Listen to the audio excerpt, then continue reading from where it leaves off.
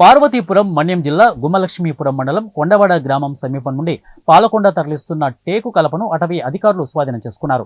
అక్రమంగా సుమారు ₹1,00,000 విలువ చేసే టేకు కలపను వాహనంలో తరలిస్తుండగా అటవీ అధికారులు వెంబడించి స్వాధీనం చేసుకున్నారని కురుపాం రేంజర్ మణికంఠేశ్వర అన్నారు.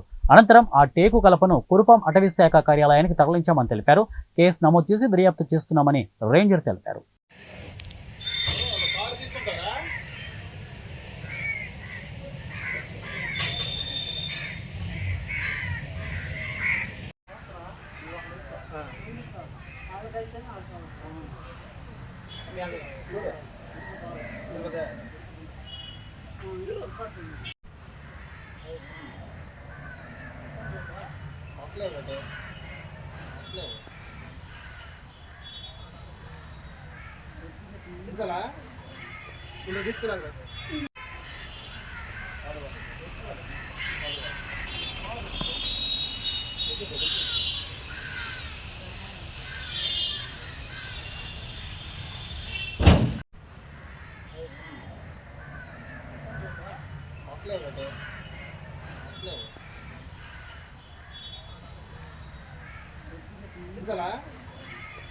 తీసుకురా